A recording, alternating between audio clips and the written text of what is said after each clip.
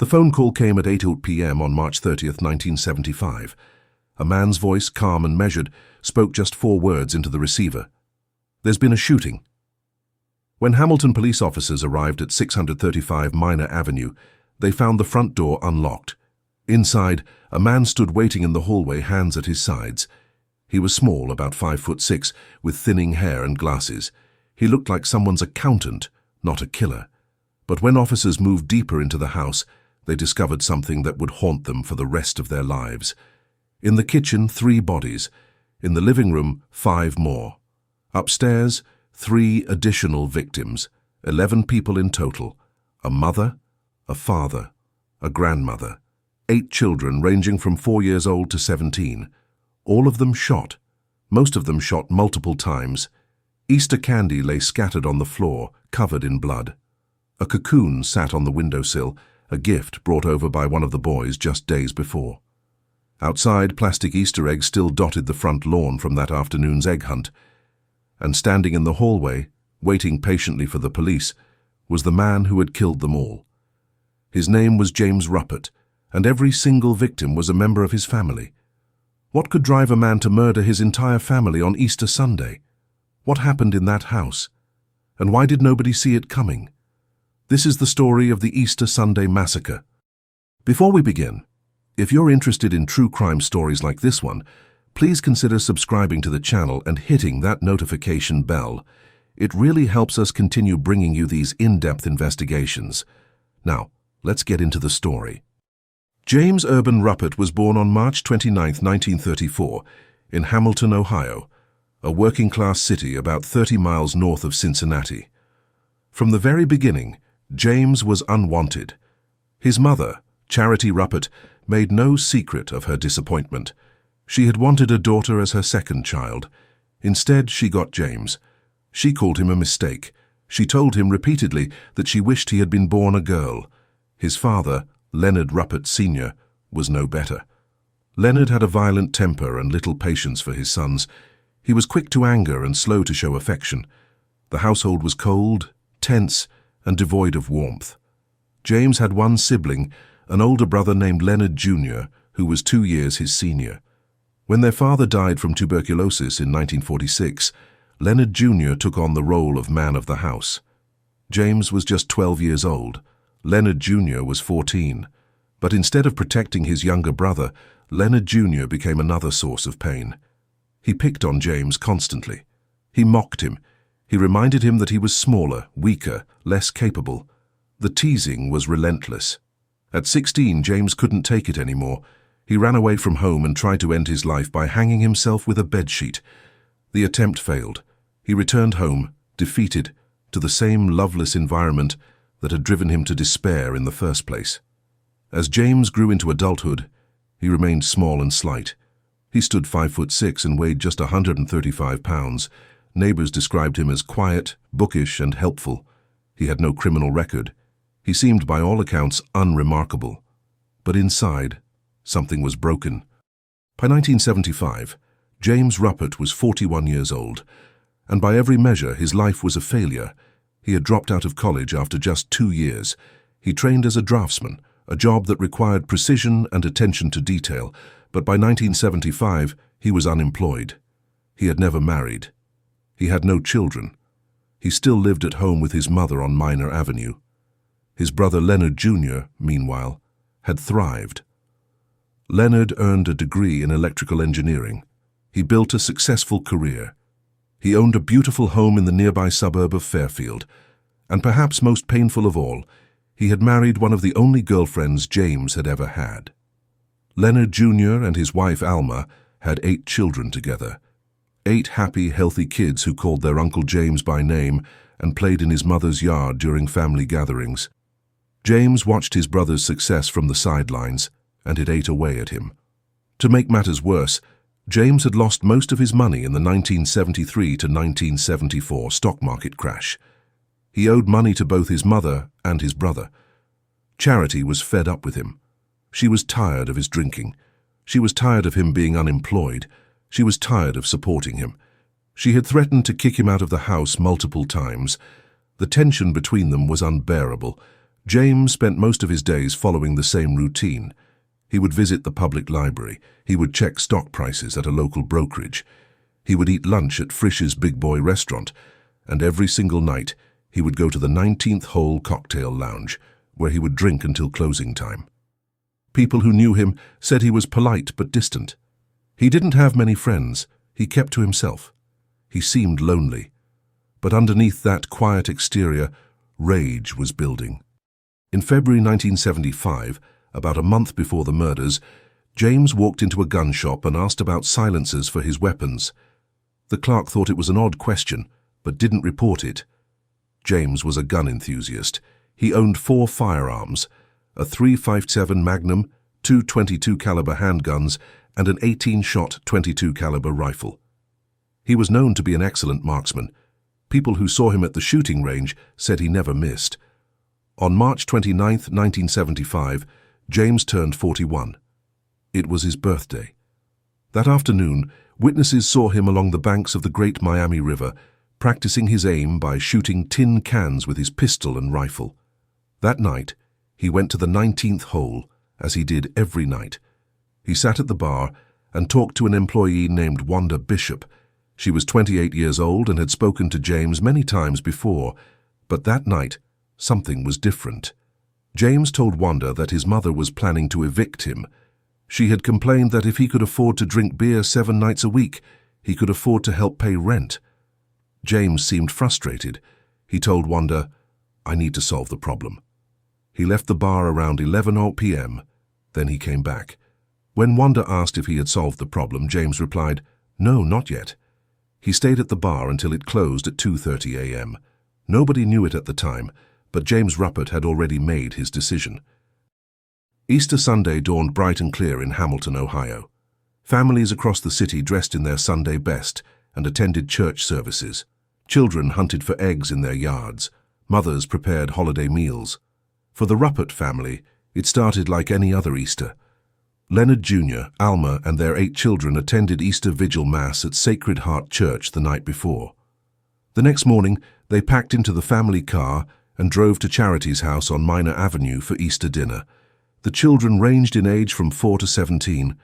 Leonard III was the oldest at 17, Michael was 16, Thomas was 15, Carol was 13, Anne was 12, David was 11, Teresa was 9, and John, the baby of the family, was just 4 years old.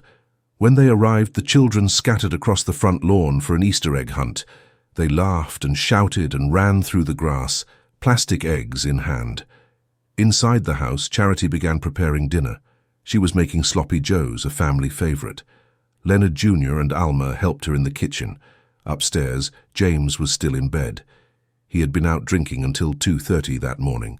He was sleeping off the alcohol. But around 4 p.m., James woke up. He walked to his closet and took out his guns. He loaded the .357 Magnum. He loaded both .22 caliber handguns. He loaded the rifle. And then he went downstairs. What happened next lasted less than 5 minutes. But in that brief window of time, James Ruppert destroyed an entire family. He entered the kitchen first. His mother was at the stove. Leonard Jr. and Alma were nearby. 3 of the children, David, Teresa, and Carol, were playing in the kitchen. Some accounts say Leonard Jr. made a comment about James's car, which James took as an insult. Others say there was no trigger at all. Either way, James raised the gun. He shot Leonard Jr. in the head. His brother dropped to the floor immediately. He shot Alma next. Charity turned and lunged at her son, perhaps trying to stop him. James shot her once in the head and twice in the chest. She fell. Then he shot David, Teresa, and Carol. All 3 children died in the kitchen with their parents and grandmother. James walked around the corner into the living room. 5 more children were there. They had heard the gunshots. They knew something terrible was happening, but there was no time to run. James shot them one by one. Anne, 12 years old. Leonard III, 17, who tried to confront his uncle. Michael, 16, whose cocoon still sat on the windowsill.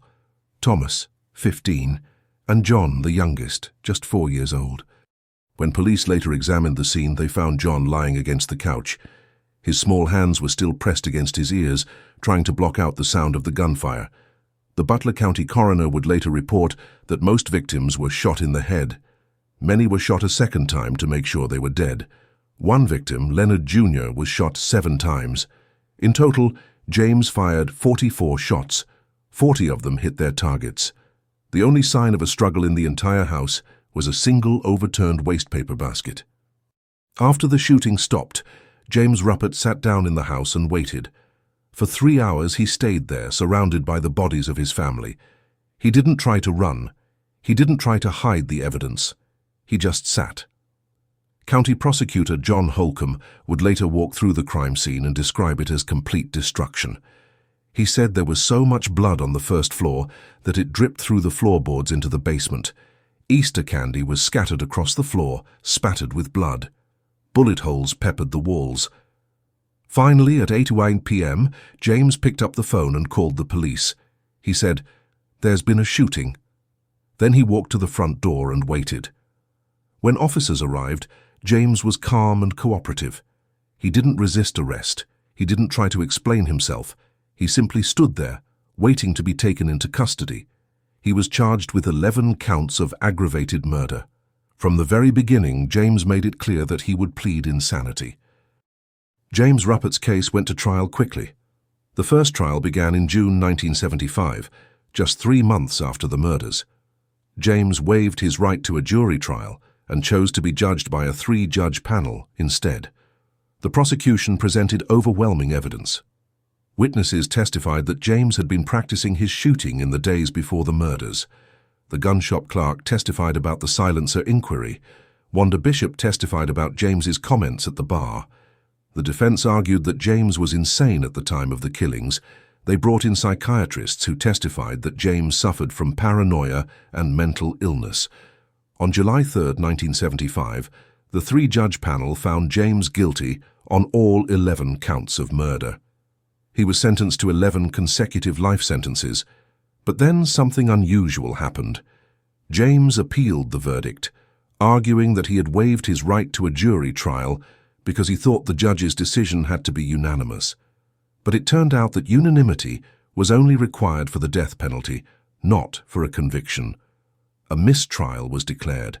A second trial was ordered, this time in Findlay, Ohio, 125 miles north of Hamilton.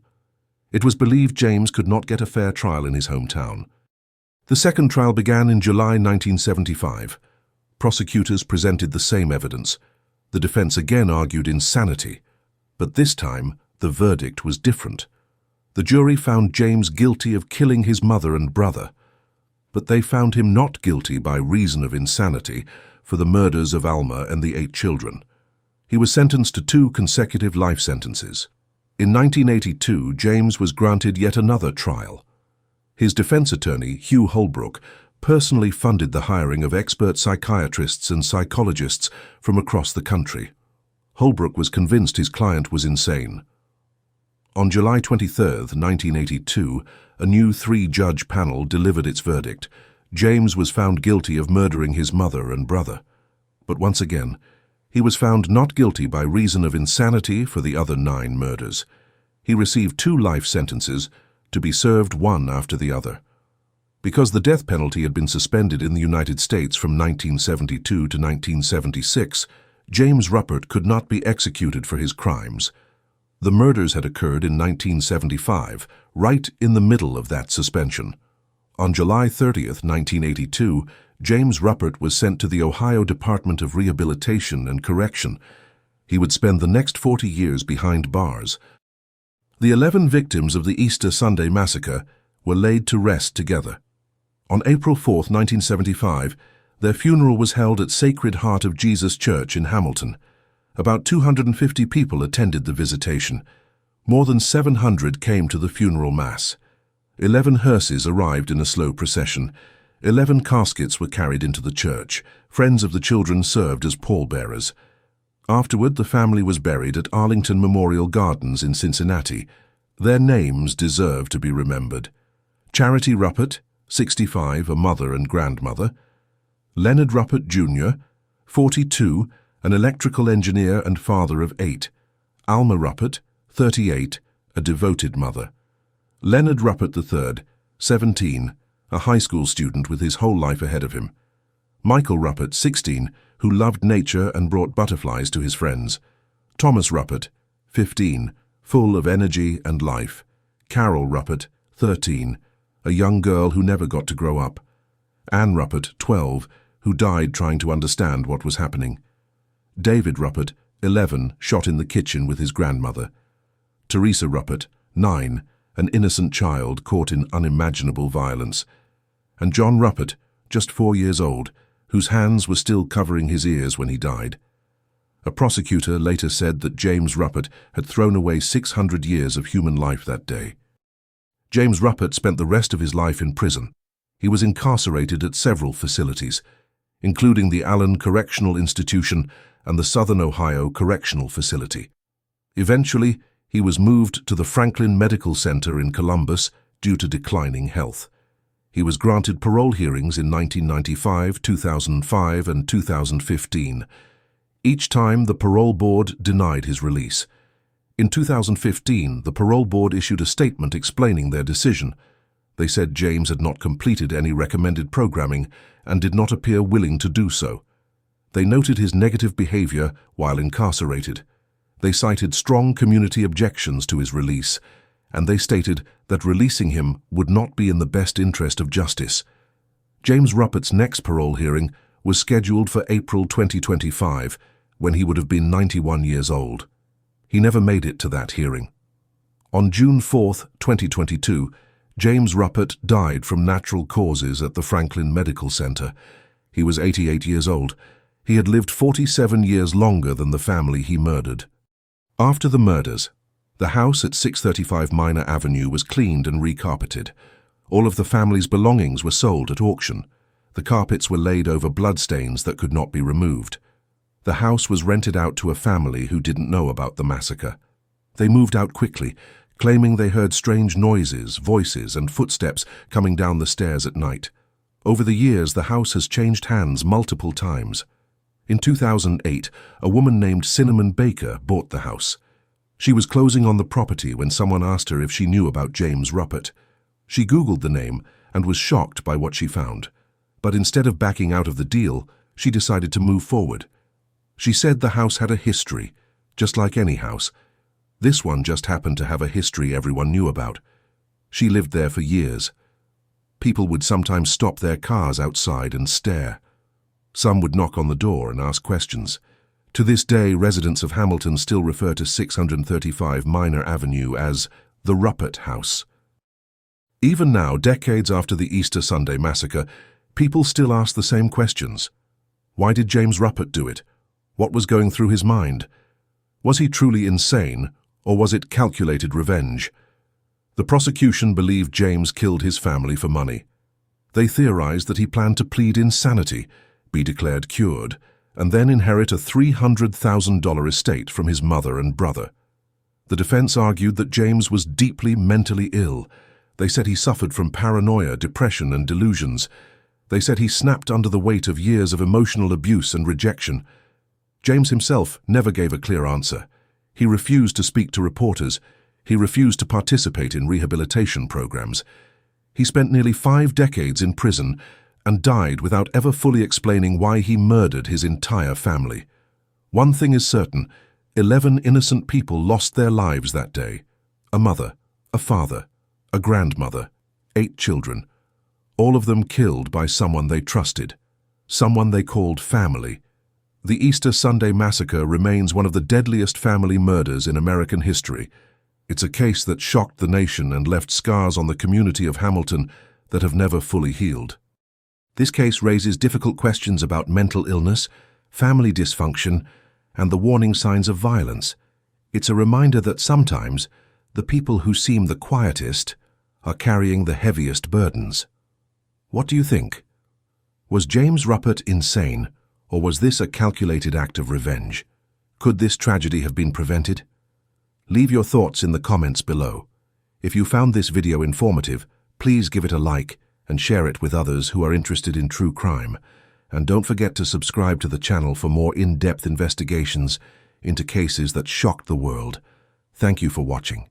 Until next time, stay safe.